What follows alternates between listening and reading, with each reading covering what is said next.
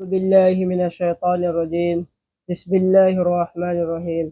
الحمد لله رب العالمين والصلاة والسلام على رسول الله. أما بعد. السلام عليكم ورحمة الله وبركاته. Una-una sa lahat mga kapatid, sa agaman ng Allah subhanahu wa ta'ala, tayo ay muling magpasalamat sa Allah subhanahu wa ta'ala sa mga biyaya na kanyang pinagkakalob sa atin at mga biyayang paparating pa lamang. Ngayon mga kapatid, sa agaman ng Allah subhanahu wa ta'ala, ay ang isasalaysay natin ay ang 10 bagay na nasira sa puso ng tao kaya hindi tinatanggap ng Allah subhanahu wa ta'ala ang ating mga dua. Nanggaling kay Shaqiq al-Balkhi na kanyang sinabi na ang lagay ni Ibrahim na anak ni Adham na siya ay naglalakad sa lugar na Basra at pinalibutan siya ng mga tao ron na kanilang sinabi, ano ang lagay namin na ito? Na kanilang kinausap doon ay si Ibrahim. Ano ang lagay namin na ito? Na kami ay nananalangin, ngunit hindi tinatanggap sa amin. Katotohanan na sinabi ng Allah subhanahu wa ta'ala sa Quran, wa qala rabbukum ud'uni astajib lakum. Umiling kayo sa akin, sabi ng Allah subhanahu wa ta'ala, at aking tatanggapin ko sa inyo. At muling sinabi ni Ibrahim, o kayong mga tao sa Basra, katotohanan na namatay sa puso nyo ang 10 bagay, at paano nga ba naman tatanggapin ang dua nyo sa Allah subhanahu wa ta'ala. Ang una mga kapatid, sa agaman ng Allah subhanahu wa ta'ala na kasama sa 10 bagay na yon ay ang sinasabi nyo na nalaman niyo ang Allah subhanahu wa ta'ala pero hindi niyo sinagawa ang karapatan niya. Nalaman niyo ang Allah subhanahu wa ta'ala pero hindi niyo sinagawa ang karapatan niya. Tulad ng sinabi ng Allah subhanahu wa ta'ala sa Quran na wala akong nilikha ko ang jin at ang tao maliban ako ay inyong sambahin. Ngayon ay karapatan sa atin ng Allah subhanahu wa ta'ala. Hindi ko nilikha ang jin at ang mga tao maliban ako ay kanilang sambahin, sabi ng Allah subhanahu wa ta'ala. Doon pa lang mga kapatid, sa agawan ng Allah subhanahu wa ta'ala ay may karapatan na sa atin ng Allah subhanahu wa ta'ala. Dahil tayo ay kanyang nilikha na upang magsamba sa kanya. At ang pangalawa mga kapatid, sa agaman ng Allah subhanahu wa ta'ala ay binasa niyo ang Quran ngunit hindi niyo sinasagawa ang nakalagay rito. Ilan sa mga tao ngayon na nakakabasa ng Quran at paulit-ulit nilang nababasa ang Quran ngunit hindi nila sinasagawa ang nilalaman ng Quran. Ang halimbawa na sinabi ng Allah subhanahu wa ta'ala sa Quran ay layuan niyo ang pagsizina. Ngunit nababasa nila yun, ngunit sila ay nakikipagzina, na sila pa ay sabi mo na sila ay mga hafiz. Kadamihan sa hafiz ngayon ay nakikipagsina tulad ng mga ibang gawain. At ang pangatlo mga kapatid, sa agaman ng Allah subhanahu wa ta'ala ay sinasabi niyo na mahal niyo ang Nabi sallallahu alaihi wasallam na pinakagusto ng Allah subhanahu wa ta'ala, ngunit hindi niyo sinasagawang sunna niya. Bilang sa mga tao ngayon na kanilang sinasabi, o mahal namin ng Rasulullah, kami nabibilang na mahal namin ng Rasulullah, ngunit yung kapatid mong Muslim na siya ay gumawa ng pinagutos ng Nabi sallallahu alaihi wasallam na hindi mo alam, na ikaw ay nagagalit na iyong sinasabi na yan ay bid'a kapatid, mali yung ginagawa mo. Allahu Akbar. Yung sinasabi na malang Rasulullah, ngunit sinasabi yung kasama mo ng bid'a. At ang pang-apat ay sinasabi nyo na kalaban nyo ang syaitan, ngunit sinamahan nyo. Anong halimbawa nito mga kapatid, sa agaman ng Allah subhanahu wa ta'ala?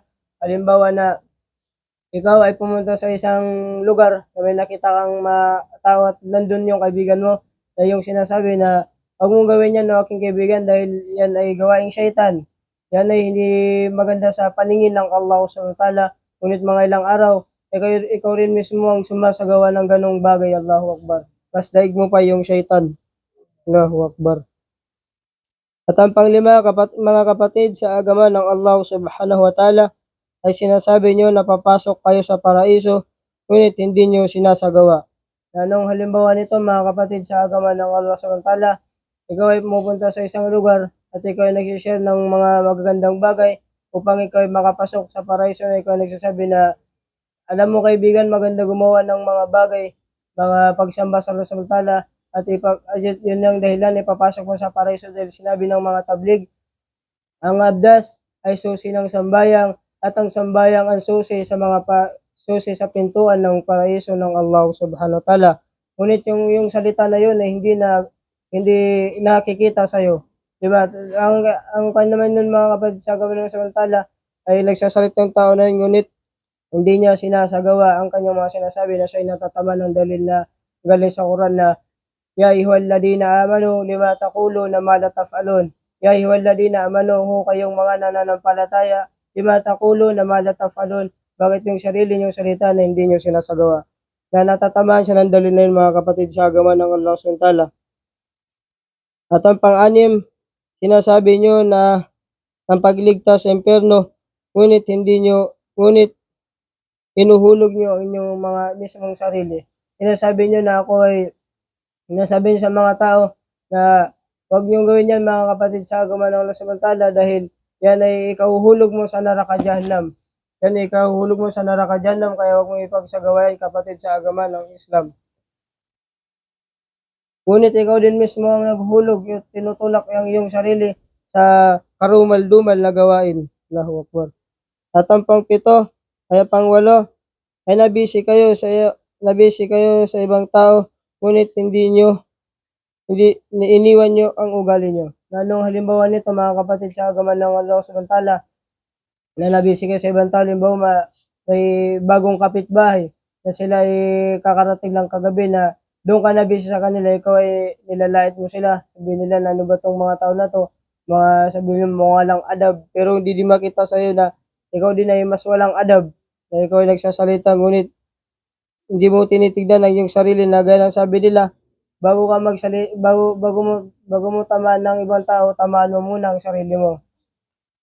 Ang pang-9 mga kapatid sa agama ng Allah SWT ay nilibing nyo ang namatay, pero hindi kayo nakakuha ng aral. Nilibing nyo. Pang-8 ay sinabi nyo na ang kamatayan ay totoo, ngunit hindi nyo pinaghandaan.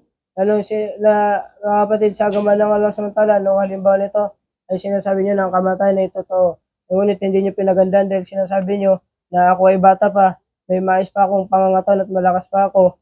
Mga kapatid sa agama ng Allah SWT na sinabi ng ating mga ulama, al-mautu bagtatan, ang kamatayan ay biglaan.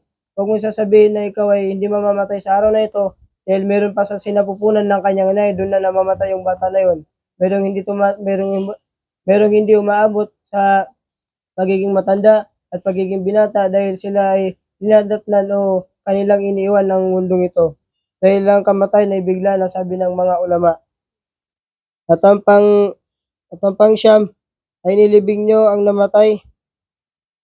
Nilibing nyo ang mga namatay pero hindi kayo nakakuha ng aral. Anong halimbawa nun mga kapatid sa agama ng Allah SWT na nilibing nyo ang namatay ay hindi ka nakakuha ng aral, na ang ginagawa mo lang na nung nilibing yung tao na yun na umuwi ka na lang, ang ginawa mo na nagkape, hindi mo na binigyan ng problema, na hindi mo naisip na sa araw ng aking buhay ay ako din ay ililibing, na hindi ka nakakuha ng aral sa tao na nilibing ngayon, na hindi mo na naisip na may nagawa ba ako sa araw na ito na magandang asal o maganda sa paningin ng Allah Subhanahu wa Ta'ala, na meron akong may dadala sa kabilang buhay na yun ay hindi mo naisip.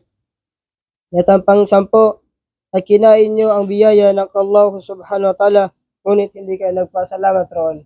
Ilan sa mga tao ngayon mga kapatid sa agama ng Allah Subhanahu wa Ta'ala na sila ay dinadatnan ng mga biyaya ng Allah Subhanahu wa Ta'ala, tulad nung halimbawa na sila ay dinatnan ng bagyo at sila ay binigyan ng presidente upang sila ay may makain, na sila ay nagpapasalamat ng buong pasalamat sa presidente na yun, hindi nila alam na yun na taufik ng Allah at dinaan ng Allah SWT sa presidente na yun na para sila ay makakain.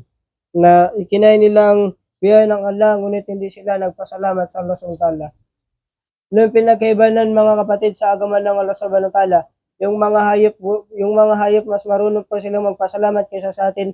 Tulad ng si Jibril alayhi salam, nung tinanong niya ang dalawang hayop na yung isa ay aso, na kanyang tinanong, o aso, ba't ka ba nilikha ng Allah Subhanahu wa Ta'ala na aso? Na kanyang sinabi, Alhamdulillah, ako ay nagpapasalamat sa Allah subhanahu wa ta'ala dahil ako ay kanyang nilikha na aso at hindi niya ako nilikha na kasama sa mga baboy.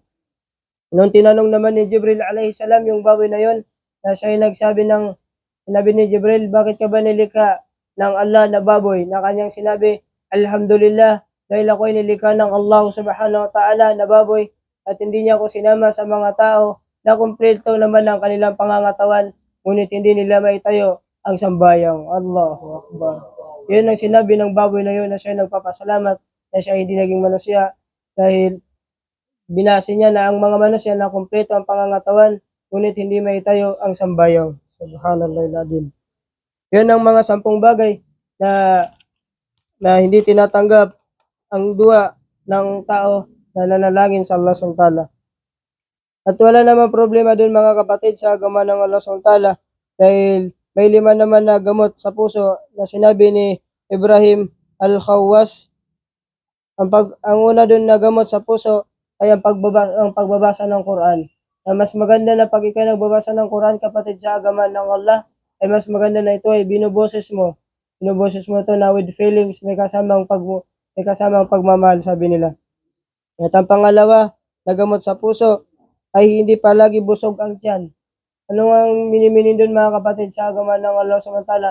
Di naman sinabi na hindi kakain yung tao, hindi magpapabusog. Ang ninano lang doon ay pag palaging busog ang tiyan dahil iba ang resulta ng tao pag busog ang tiyan. Hindi niya nagagawa ang tamang gawain tulad ng pagsambahay, hindi niya magawa dahil sasabi niya na magpapahinga muna ako dahil busog ako, na yung sinabi niyang magpapahinga na umabot na ng umaga. Allahu Akbar. Hindi niya na naitayo yung sambayang ng gabi. At ang pangatlo ay ang pagsambayang o pagtatahajjud o tulad ng Qiyamul Layl. Yun din ang gamot sa puso ng tao ng pagsasambayang ng Qiyamul Layl at pagtatahajjud. At ang pang-apat ay ang pagkumbaba sa Allah subhanahu wa ta'ala, na anong halimbawa ng mga kapatid sa agama ng Allah subhanahu wa ta'ala, na ikaw ay nagising ng alas 4, na ikaw ay nagsasambayang ng tahajjud, na ikaw ay nagkukumbaba sa Allah subhanahu wa ta'ala, na ikaw ay nagdudua, na ikaw ay yung umiiyak sa Allah subhanahu wa ta'ala, na humihingi ka ng malaking patawad sa Allah subhanahu wa ta'ala, na yun ay ginagawa mo na hindi pa parating yung Fajr, mga kapatid, sa agama ng Allah subhanahu wa ta'ala. At ang panghuli na gamot sa puso ng tao ay ang samahan niyo ang mga tao na mabubuti. Anong halimbawa nun mga kapatid sa agama ng Allah subhanahu wa ta'ala? Sabi nila pag sumama ka sa matalino ay magiging matalino ka rin, pero pag di ka sumama sa hindi matalino, hindi ka din magiging matalino. Tulad ng pag di ka sumama sa mabuting tao ay hindi ka din magiging mabuting tao. Tulad ng halimbawa mga kapatid sa agama ng Allah subhanahu wa ta'ala, kung hindi ka sumama sa mga mabubuting tao ay pwede kang matawagan na ikaw ay baliw o di na drug o di na magnanakaw. Allahu Akbar. Na mga kapatid sa agama ng Allah subhanahu wa ta'ala, naway ang ating mga sinabi ay nakakuha kayo ng mga aral sa sinabi natin na ngayon sa araw na ito. Naway kung may nasabi man ako mga kapatid sa agama ng Allah subhanahu wa ta'ala hindi maganda, na humihingi ako ng pasensya dahil ako ay nagkakamali rin, dahil sapagkat ako ay tao rin. Hanggang dito lang, muli ko kayong sasalamin. Assalamualaikum warahmatullahi wabarakatuh.